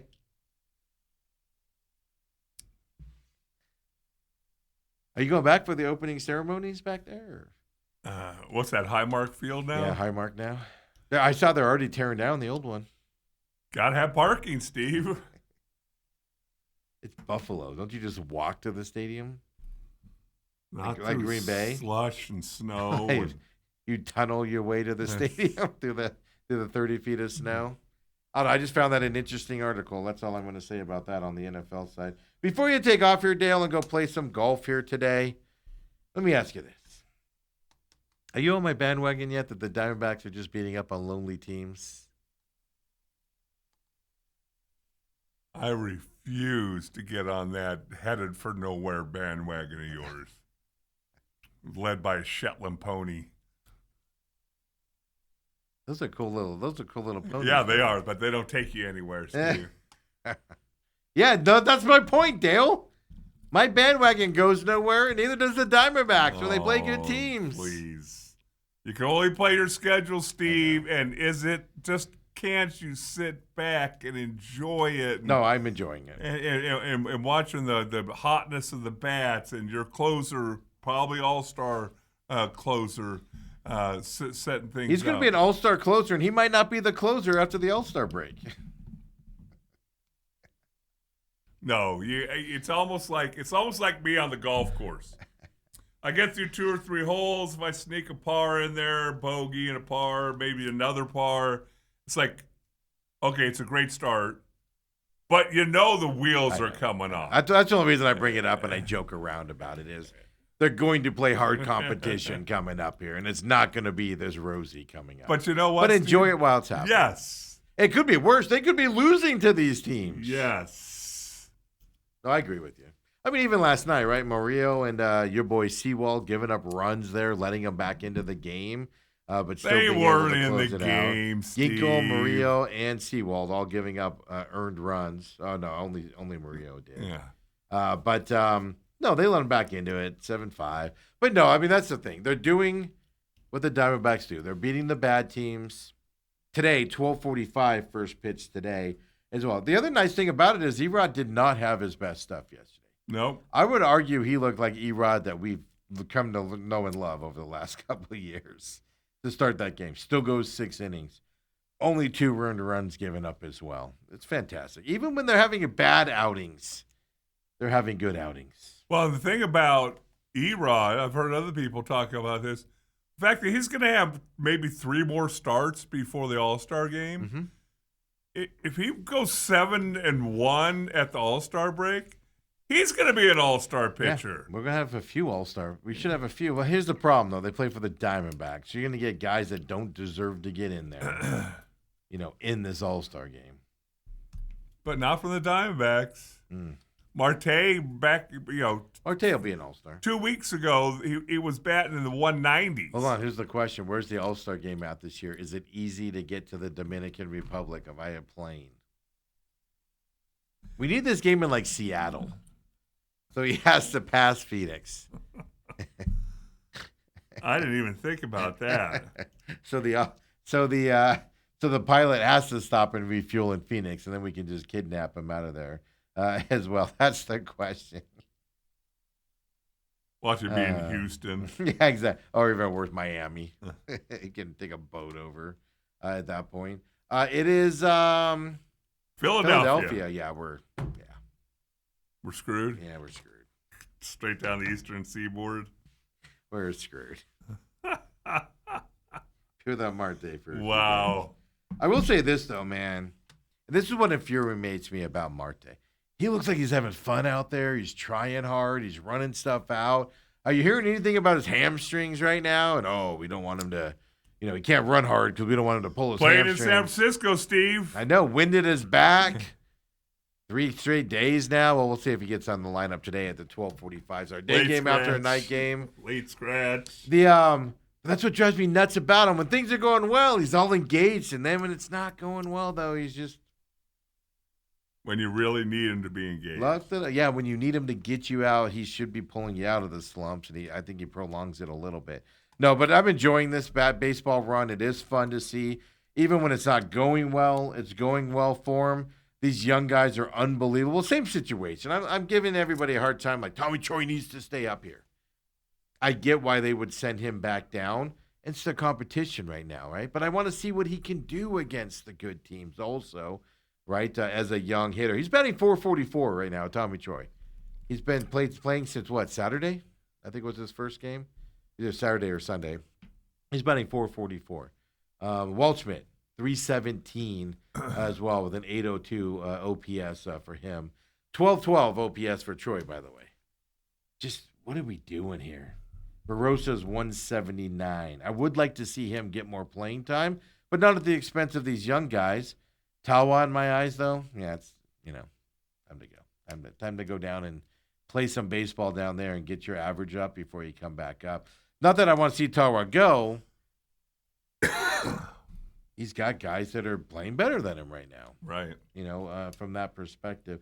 But you do have a problem, which is going to give our boy, because I think Fernandez is a guy that's going to go down when all these injury guys come back. I think he's going to be one of them. Well, maybe not after all. Arenado yesterday, not good. No imaging day to day, which always scares me when it comes to the Diamondbacks. Yes, it does. It does not hurt to throw him in an imaging machine and see how bad it is, because this is a groin. Hamstrings and groins should instantly, hey, you got imaging. Let's see how bad it is. Even if it's like it barely hurts. It barely hurts. I barely felt a tweak. I don't care. Let's go check it out. It might be a rip there that you don't know about or something of that stuff. But Nolan said he's not too concerned. He said he got a little tight after running down to first base. He's old, Steve. I know. And Torrey said, let's just be smart about it. Yeah, rather than wait 2 weeks and go, he's not back yet. Let's send him in for imaging. But this is my problem. What are you being smart about? Let's be smart about it by taking him out of the game and not sitting him for a few days to rest back. Isn't being smart about it? You send him in for the imaging and look at it? Yeah, I thought that's what you said they're doing. No, they're not. No imaging. Day to day. It's all it is. I thought you said they're sending him in. No. Troy Lovello said he told Arenado, let's just be smart about it, meaning we're going to take you out of this game, probably miss a couple games just so we can stretch it out. No. I would think the machines work, guys. I would think after the previous snafus that it would be mandatory protocol. But what's the reason for not doing it? They're kind of expensive. No, it can't expensive. Be. Don't you own the machine by now? They're kind of can't expensive. Be that expensive. Just turn off your scoreboard for a couple hours in the afternoon and switch the energy bill to that. Turn the air conditioner off for a little bit. It doesn't work anyway. Quit blowing hot air on everybody. There's a reason why, because maybe it's a mentally thing where if we get an imaging, it's going to be worse. Like a player superstition or something. But if I was in that position, I'd be like, hey, let's check it out. Let's go get that imaging done. Well, I know I hate those MRIs. Especially you have to get your whole body in there. Well, they have those open ones now. Yeah, but they're not as conclusive, Steve. Even if it's just take an x-ray of the guy. Take him to a dentist and have the dentist just take an x-ray of him. I don't know. Also, Pavin Smith could return from the injured list at some point during the Dodgers series next week. You want to see Fernandez at first or Pavin Smith at first, folks? Gonna leave that sitting there. That's why I think Fernandez was going to go down. Now with Arenado hurt, he might have to stay up a little bit longer. But that's what I thought. My God, can you imagine sending Pavin Smith down and keep Fernandez down and keeping Pavin Smith up here? Wow, that makes me want to vomit just thinking about it. Nice problem to have. Hey, really quick before you go, Bob Horner died yesterday. Yep. You don't know who this cat was. I mean, there's no. Now, this was before my time. I know him more of an Atlanta Brave than I know him because he was drafted in the NFL or in the Major League Baseball the year of Steven, 1977. Number 1 overall pick. Supposedly, I think it's still true, the only guy to be drafted and not play a game in the minors went straight to the majors. Okay, it's even better than that. Was the first person to win the the Golden Spike Award, best college player. Yeah. The first year they did that, 77, he wins it. Gets drafted by the Braves. Instantly goes, plays for the Braves. Wins Rookie of the Year. Yep. Same year. He led A, so he went to Glendale Apollo High School. Yep. The pride of the what's Apollo's thing? Are they the Rockets? Apollo.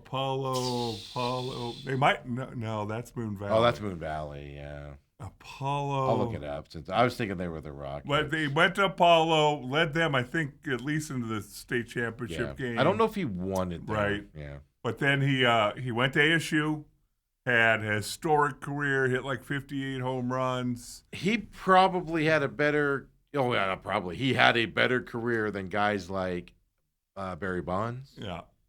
Who's the other guy that played for the Yankees? Played for the Angels and the Yankees. That played for the ASU. That was really good. Reggie Jackson. Okay. I don't think that was the guy that did. Oh, that was Carlton Fisk. Yeah. He didn't go to ASU. Reggie did though. But he had a better college career than those two guys. He takes ASU. They win the World Series his senior year or junior year, whenever he came out. And then he went to the Atlanta Braves, had a 10-year major league career. Richard Obert just came up with the top 10 baseball players of all time. Oh, really? I didn't see this. That started in Arizona. Did he do that? Did he do that because Horner died? No. It happened last week. Oh, okay. Maybe he had gotten word that he was sick or something. I don't know what he died from. He was Baseball America ranked Horner the number 2 college player of the century team. Yeah, it's a fantastic career from all accounts. Quiet guy, nice guy, family guy. But he led ASU to the World Series, immediately to the Atlanta Braves, Rookie of the Year. Yeah. Drafted first. Had never stayed in a Motel 6 or whatever. Didn't get on a bus at all. Yeah. Anything to that effect. 78. Overall pick in the 78 draft as well. First Braves draftee to skip the minor leagues entirely and directly in the majors. I don't think he's not the only one ever because A-Rod did it that way as well. But first for the Braves. He was the first Atlanta player to hit 4 home runs in a single game. Did that against the Expos in 1986 as well. NL All-Star in 1882.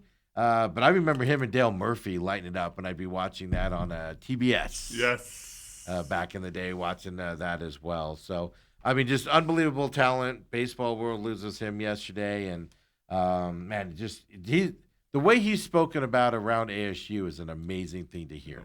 Because he was still involved. Since he still went there. 1978. They're still around there and stuff to that effect. And the way that people that have got to know him and experienced him, not just watched him, but just know him afterwards. Also seemed like a nice guy, which is a fantastic thing to see. But Dale, on that bad news, we're going to lose Dale also. I'll let you spend the last half hour talking about how your Colorado Avalanche pick. All night. We're going to go around the round table and check out the Knights of the Round Table, folks. Come on back. We got NBA updates, NHL as well. Oh, your Spurs are done, folks. I think we're seeing the end. And when your president of your league has to come out and say it's the end of Cupcake weekend, you know you're a joke of a league. Yes, I'm talking about you, SEC. We'll talk about that as well. Come on back. Main event.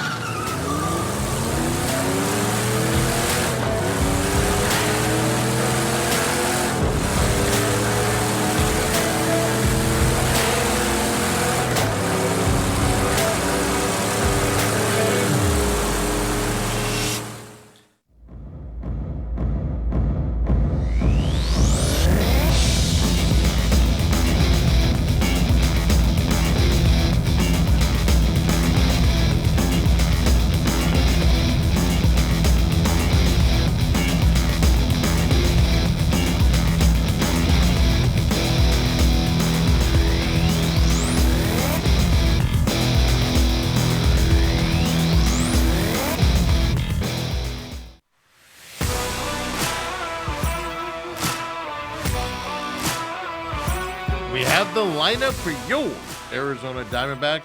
12:45 p.m. first pitch here against your San Francisco Giants, if you're a Giants fan. I don't know why I said "your" there. No shocker here. Fernandez getting the start at third base with Arenado's groin issue that he developed yesterday out there as well.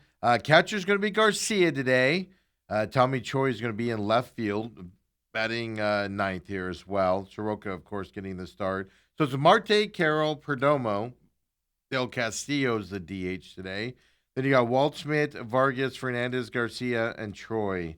There's the batting order for today's 12:45 first pitch against the Giants. Look, you've already won this series. Go for the sweep, right?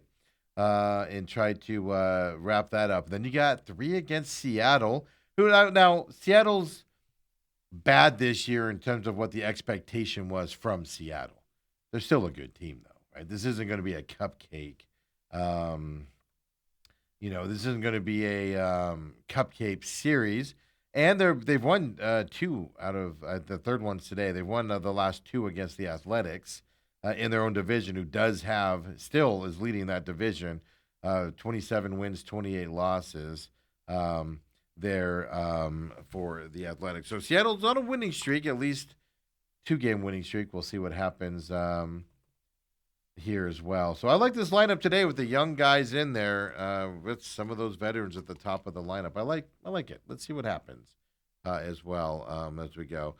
Yes, let's have some fun with some baseball today as well. Let me check really quick here if there's any comments since I'm doing that. Robert says Sorby's talent does not outweigh his baggage, and that's the problem. I didn't even think about that. Dale brought that up. Now Roberts brought it up. I didn't even think about that. Does gambling keep teams away from him? Now, somebody will take a chance on him, right? 3rd, 4th, 5th round, because he is a first-second-round talent out there. So who's going to be, who's going to take a chance on him at that point? But you're right. You get caught gambling in the pros against me. Ooh, whole nother deal, right? We saw a bunch of guys get caught gambling, loading up the app on team flames and locker rooms, which obviously is no-nos at that point as well. So then it says, Robert says, you play who you play. He says, beats the alternative. Yeah, I said that too. They could be losing series against these teams. That's why I'm having fun with it, because it's Dale, and I like to have a hard time, give Dale a hard time about it. No, this team does what it's doing right now. It's beating the bad teams. I want to see them play better against the good teams, of course. We gave that stat yesterday. Kobe, throw up that NL West standing sheet there for me. I don't think the copy I gave Kobe here it does not have the over 500 here. But Diamondbacks, right? 30-40 on the season now. They're 1 game behind the Padres for second place as well. 9-1. Padres, last 5-5. Diamondbacks 9-1 from that perspective. Obviously, Giants and Rockies losing records, playing the Diamondbacks like they are as well from that side. I'm looking at it here. 8-16 against teams above 500, as we talked about yesterday for the Diamondbacks. That's got to get better. You're not playing a team above 500 anytime soon, right? Because the Giants today, then you got Seattle for 3, and Seattle's, I believe they're 27-29 as well. But you're sneaking up on the Padres, Hugh. I do believe the Padres are going to come down to earth a little bit as the season goes on. If the Diamondbacks continue to play this way and can stay above 500, whether it be 5-6 games, they'll compete with the Padres for that second place and obviously that wild card spot as well, from that perspective. Mariners are 27-29. They're half a game behind the Athletics. As I said, they're playing each other right now. The Seattle has beaten the Athletics the last 2 games. So Athletics on a 2-game losing streak. Seattle's on a 2-game winning streak here coming into these games coming up here after today as well. So 12:45, Soroka on the mound. Yeah, Ann does say Marte is in at second base today. I like to say I was joking around, but we all knew it was a possibility where Marte was going to have to sit out today. Night game, day game, San Francisco.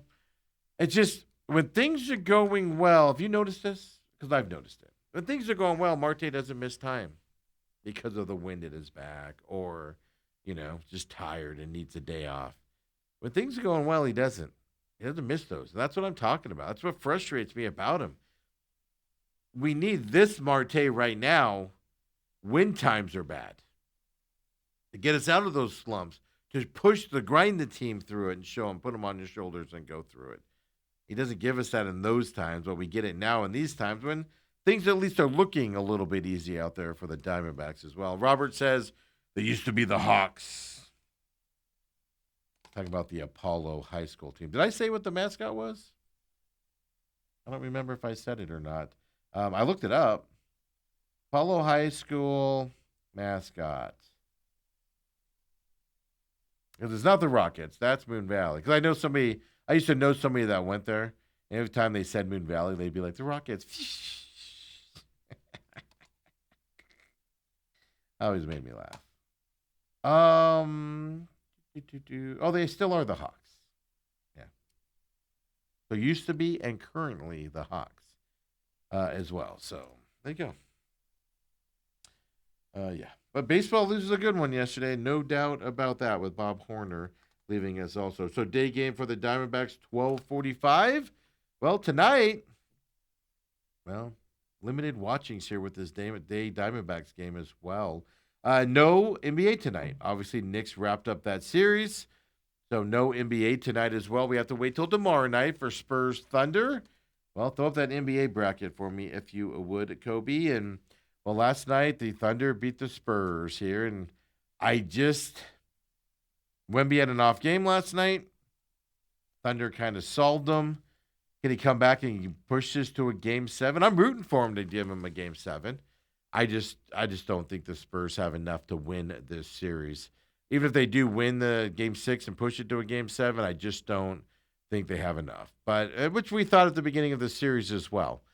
Last night the Spurs just showed me they're being overwhelmed by the Thunder a little bit.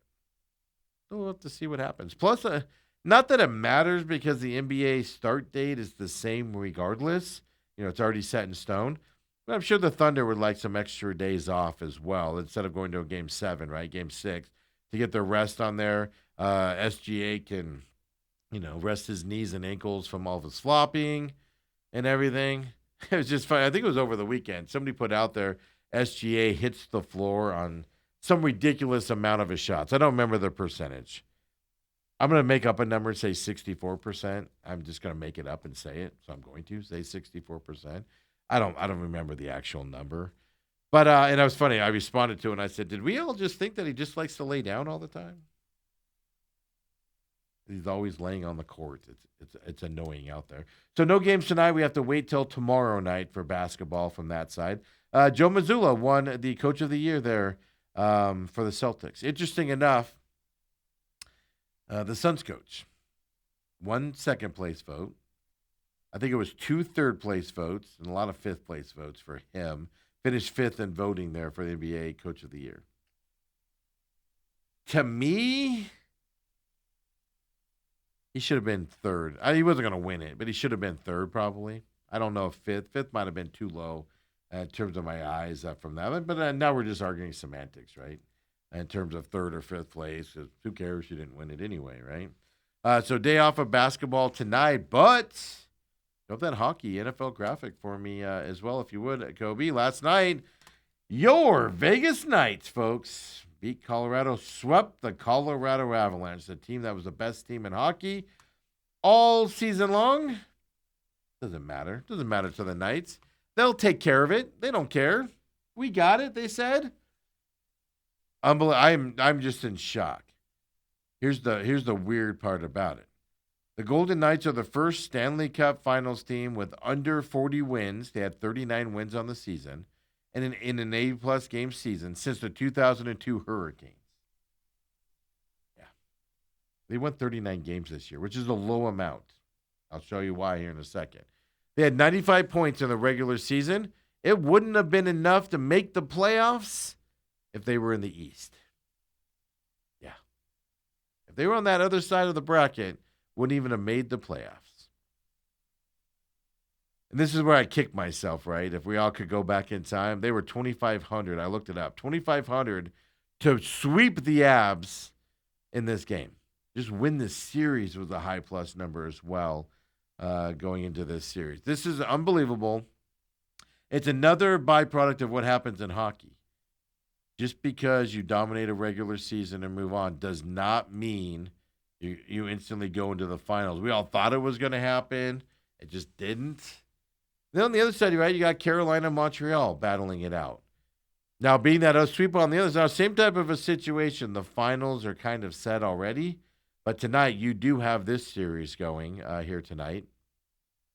Carolina, Montreal, 7 p.m. Eastern, so 4 p.m. here in Phoenix, here on the West Coast. Carolina's up 2-1 in this series. If Montreal does not win tonight, this series will be over. Carolina will finish it off. Coming up. Montreal needs this win tonight to stay alive. Here's the other thing Montreal needs to do. Shoot the puck. They can't go another 35 minutes in a game, especially the end of a game, without shooting it. They get stuck in these back things. They did it against Buffalo as well. You can't end up in your back end just playing hard defense and everything and letting the other team just continually play on your end and shoot with the talent that's on Carolina. It almost burned them in Buffalo. They had a lead. Buffalo tied it up. They ended up going to overtime. Montreal ended up winning that game and then ultimately that series. But you cannot do it against teams like Carolina. You have to have offensive presence. I don't know if Montreal can do that the rest of this series as well going into tonight. So Carolina, Montreal, 4 p.m. tonight. Montreal needs this win. This to me, this is a must-win for Montreal. I know it's not because they're not eliminated afterwards, but you can't go down 3-1 to Carolina. You can't. Nope. Then we could possibly have a Carolina-Vegas, which I don't even know what to do with this. I don't even know what to do with that series. I was so excited for a Colorado-Carolina finals game. Finals. So excited for it. That's all I was focusing on. I was doing matchups. I was doing line changes. I was doing health. And I will say this also. The Avs were bit by the injury bug at the end there. It happens, man. Couldn't overcome it against a team like Vegas who, Torch, say what you want, man. This is a different team than the regular season when they hired Tortorella.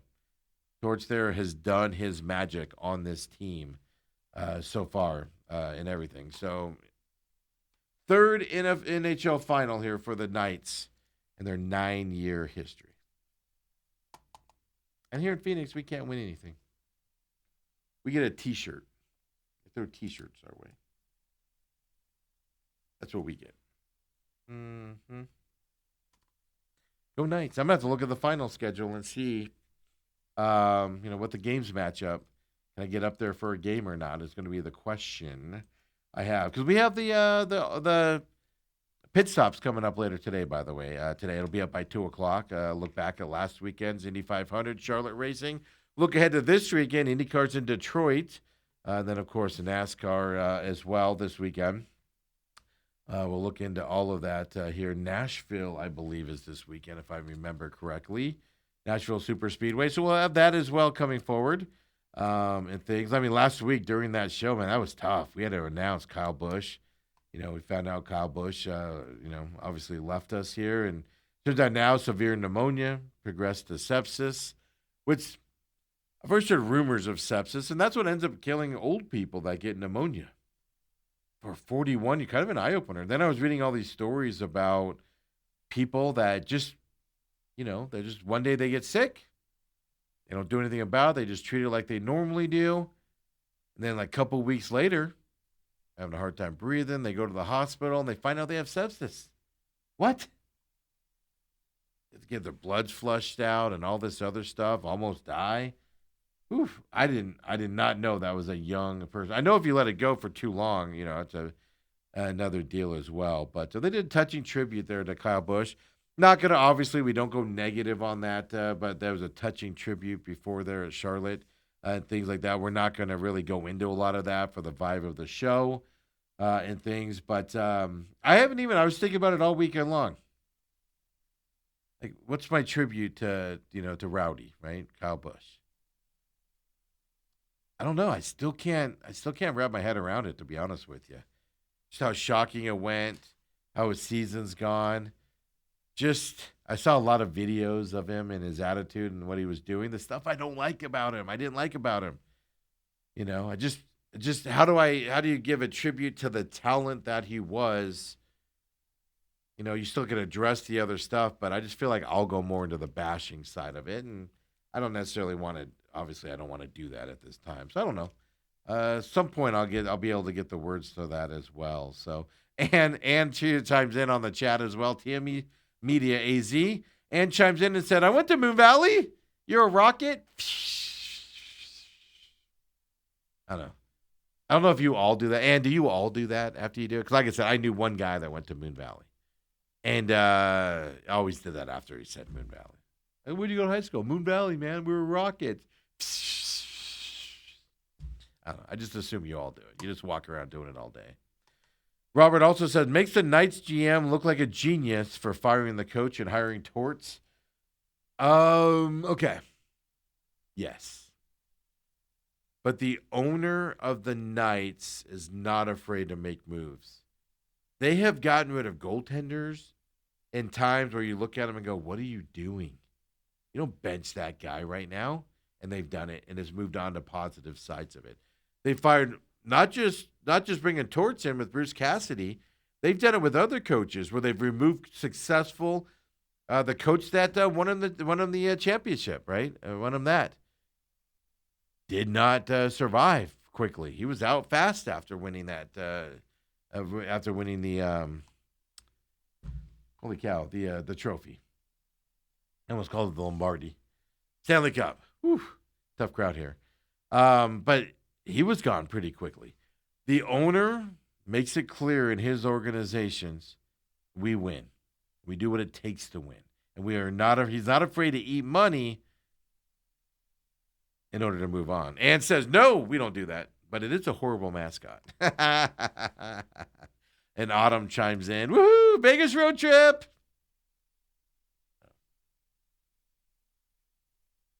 Depends on the schedule. She went on that last time they were in the final and they lost Washington. She went on that. We drove up in the morning. Actually, we went and saw the Rattlers play Vegas because they played in the morning. So we went and saw that, and then we went over and watched the hockey game and go back home after that as well. Last time they were in the final as well. I think that was game 3, if I remember correctly. And then we walked away from that game, and I went, Knights aren't winning this one. This is Washington's year as well. So it's not just the GM, it's the ownership setting the standard there with the Golden Knights. If you don't know anything about their owner and their team, that's the thing you can take away. He's not afraid to spend money. He's not afraid to make moves if you're not performing, whether it be coach or players out there. They've gotten rid of good players because they weren't fitting in there. They just flat out moved them to another team or released them or did whatever to get rid of them. They are not afraid to eat money. They are not afraid to make moves to continue to win. And that's what you need from above. That's what we're missing here from Ken Kendrick.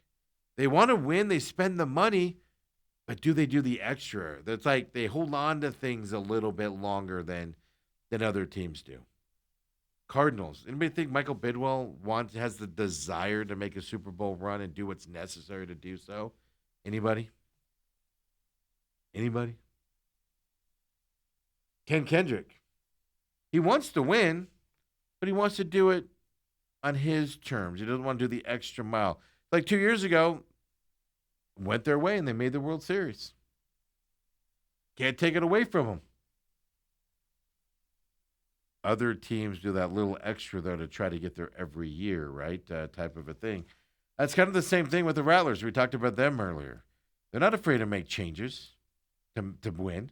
I can tell you right now, that owner, Ken Schertz, along with Coach Guy, they will make a change. They don't care. They will make a change if you're not fitting in.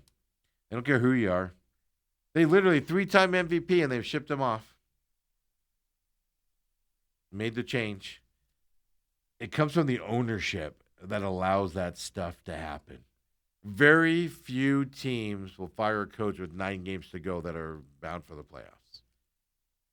because it's not what you do. We're going to eat all this money, etc.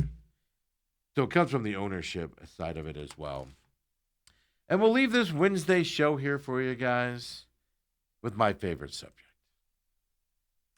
Now, I know Dale gives me a whole bunch of crap because, yes, the SEC is a good league. I understand they are. But they play these little stupid gimmicky things. And I say if you want to be known as the best in people's eyes, okay, so your conference is hard. Okay, well, you play Vanderbilt, which up until last year, Vanderbilt was terrible. Okay, what did you do? Congratulations. You have a lot of bad. South Carolina doesn't win. So you've got the top-heavy teams that are really good, and then you got the bottom-level teams like Florida that hasn't been good in ages, right? You got to play them.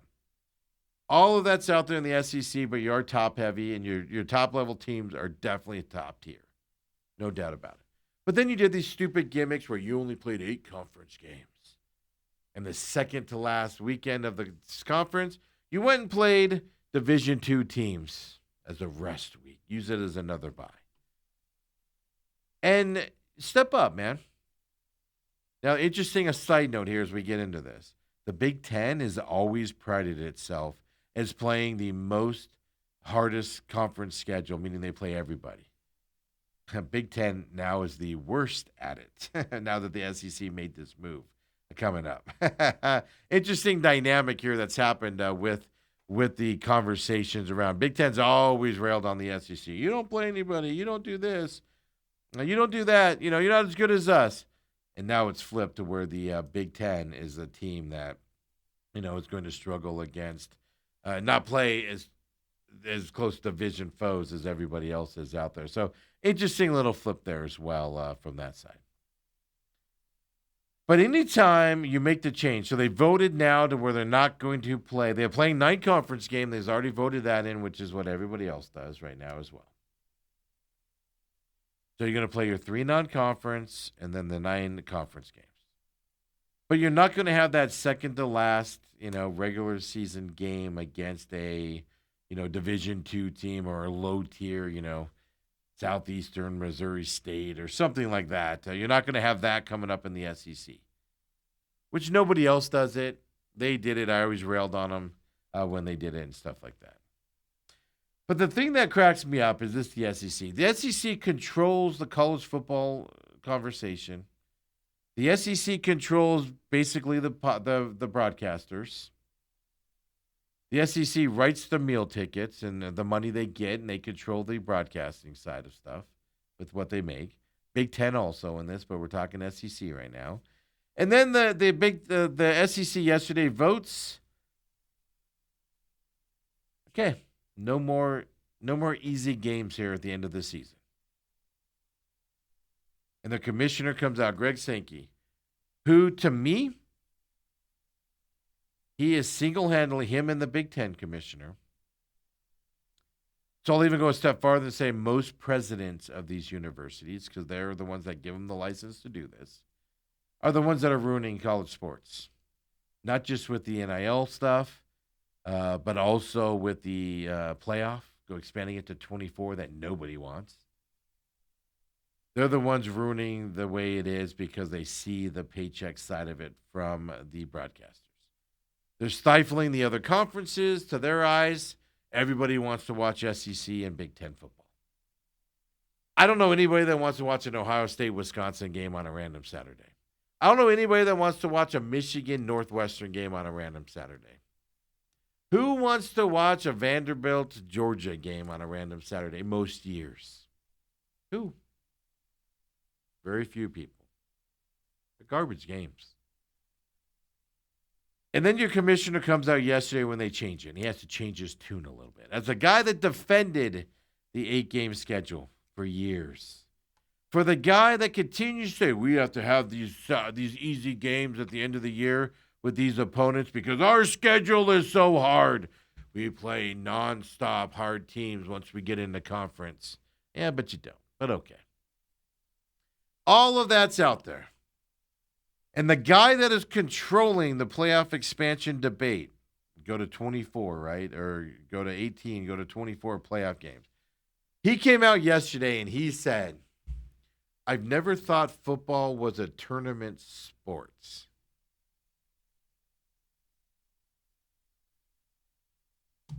This is the guy trying to go to 24 playoff games.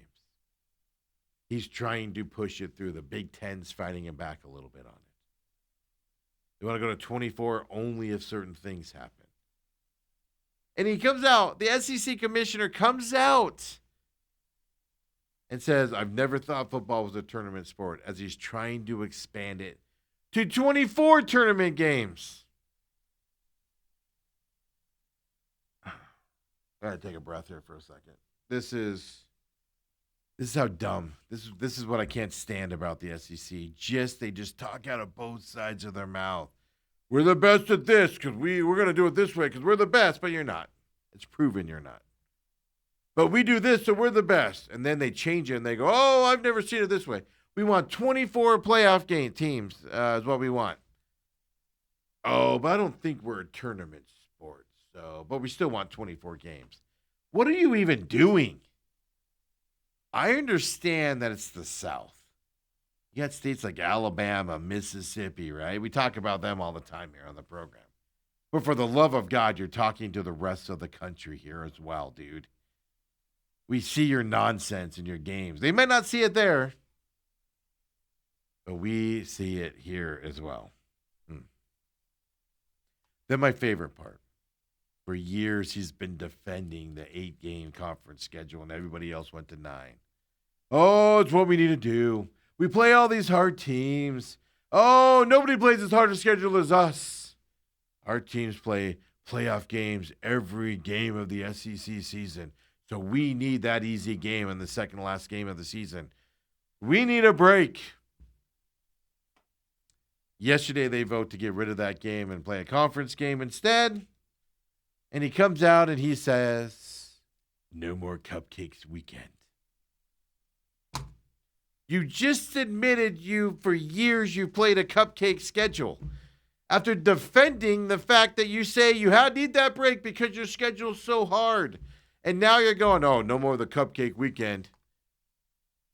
So have you been lying to us for the last however many years? Because we've all been telling you it's a cupcake schedule and what an absolute joke of a weekend that is. And you've just always kind of fought and go, that's not us. We don't believe that. We play a hard schedule. And now you're like, no more cupcake weekend. These leaders are preparing the next generation to lead not only companies, but this country and everywhere else. And this is the nonsense that we have to see from these just unbelievably people here. Just ridiculous. The nonsense they spew out there. And it drives me batty. The SEC, Big Ten's guilty of it too, folks. Don't get me wrong. But the SEC just is unbelievable with the nonsense that they spew. No more cupcake weekend. After years of me having to listen to you go, we need that break. We play too hard of teams.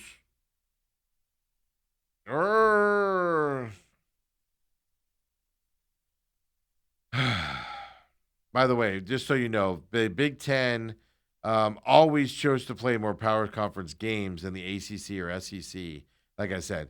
But now they're playing fewer here. And they came out and they said, we're not going to change our schedule. So now the Big Ten's going to have the weaker schedule. So it'll be interesting to see if they get railed on for that coming up as well from that perspective for them. Ole Miss is under investigation by not just the NCAA. That's that whole Clemson contacting the Clemson player, etc. That stuff, story we've talked about a lot. But they're also looked at from the College Sports Commission. Basically, everybody's looking at Ole Miss in terms of NIL deals and things like that. We did find out that that is the case for them as well there at Ole Miss there. So, yeah. There we go, folks. SEC. Doing what they do best, gaslighting us all out there. Hey, we'll be back tomorrow, of course. Uncle Lou comes in tomorrow, 9 o'clock. Dale Hellestrae comes back and joins me from 8 to 8:30-ish before he goes off to KUPD. And then Uncle Lou tomorrow. It's going to be fun. UFC kicks off again this weekend. We're right here. Baseball tournament starts Friday. In terms of the World Series, we'll kind of get Uncle Lou's thoughts. We'll get his thoughts here. Maybe we know, well, we won't know both teams, but maybe we'll have some clarity in the East as well. With the Knights eliminating Colorado last night in that sweep as well. So make sure you join us tomorrow coming up here. All of our programming on Rumble, rumble.com/user/TME Media. Of course, follow TME Media on X as well. Just our parent company tells you what we're doing. YouTube as well out there, TME Media AZ. Come on back, folks. We'll see you tomorrow, everyone. Have a great day. Pit Stop coming up later today. Watch for that on demand as well. See you tomorrow, everyone.